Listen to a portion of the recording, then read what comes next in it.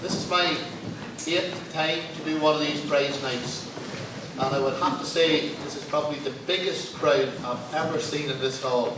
There's such a big crowd, they're actually in the store at the back of it where we keep the chairs.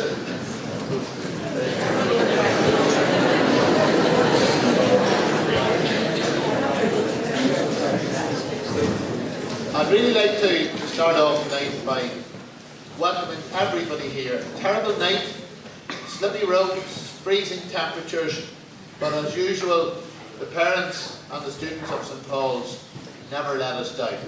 They're always here whenever they're called. And I'm particularly pleased to have so many here tonight. I'm delighted to have the Minister for Education here tonight, Katrina Ruan. You can imagine how busy she is, how busy we all are at this time of year, and that she has taken time out tonight to be here with us. I'd also like to thank our governors for being here tonight. Many of the Board of Governors are here, and Mr Dominic Bradley, past pupil, past teacher, MLA, and the Deputy Chair of the Education Committee in Stormont for being with us here as well tonight. So a great turnout of dignitaries, and also a special guest as well from St Patrick's Kiltegan, Father Tom MacDonald, and there'll be a little bit more about Father Tom later on. So at this stage I think I'll just maybe start the speech. That wasn't part of it, that was just the introduction. Anyone who was here on Thursday evening at the presentation for the under-16s, you'll realise that I'm not quite as hoarse tonight as I was then, but we struggled through the last night and I'm sure I'll struggle through tonight again. Prize night, I would have to say, is one of my favourite times. It's my favourite night of the year, or maybe my second favourite. I suppose my favourite night of the year is when I've all the first years in, because it's great to see them, they're all enthusiastic and ready for 7 years of St Paul's.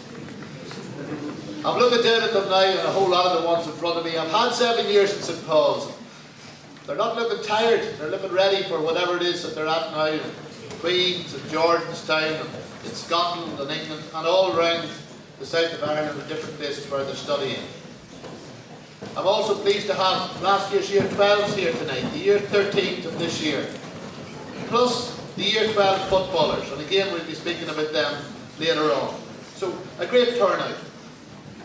Now, Minister Ruan, who's here with us tonight, is a staunch advocate for the type of education that we practice here in St Paul's. We came up with a slogan a few years ago, quality education for all. And maybe tonight, just to add to that, quality, non-selective, all-ability education for all. St Paul's prides itself on being a community school, supporting its surrounding parishes. And in return, it receives huge support from those parishes and the parishioners within them. It has been another record-breaking year for St Paul's. And for those of you who have had many children in St Paul's, you'll be aware that I say that every single year. And it has been true every single year. Because each year it gets better than the year before, at both A-level and at GCSE, and that is fantastic. It's great to be able to say that each year. This is the largest graduating Year 14 class in the history of the school. Now, not every one of them is here tonight, but a lot of them are. So they have that distinction. We now have a post-16 enrolment of over 260 pupils, and that will increase again almost definitely in September. This is about 3 times the post-16 group of some years ago. It has trebled. And this phenomenal growth is due to the ever-increasing grades being gained by our Year 12 students that allow them the option to stay on in St Paul's for further study and qualifications. And never has that been more important than now. That young people have another route, that they can delay trying to get into the workforce at this time of recession.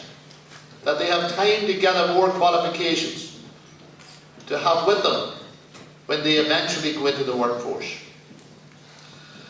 The success of our Year 12 students is in no small part down to a very enriched, imaginative, choice-built multi-pathway curriculum at Key Stage 4, which has been designed by Mrs. Mallon, the Curriculum Vice Principal. And the excellence of the teaching and endeavour of the entire teaching and support staff, and the hard work of the students involved, and the support that you, the parents, give them. That question you ask when you go home in the evenings, is it not time you were sitting down to do a bit of work? And you need to keep on asking that question as long as there are kids born. Our Year 13s are the top performing GCSE Year 12 group in the history of the school. So if the Year 14s are the biggest Year 14s that have come through the school so far, and they'll hold that distinction till next year when they lose it. The Year 12s that were there last year have had the greatest examination success. We are an all-ability school. We take all children within our feeder parishes. And this year, 71% of our Year 12s achieved 5 A-star to C GCSEs. And I can tell you that is a phenomenal achievement.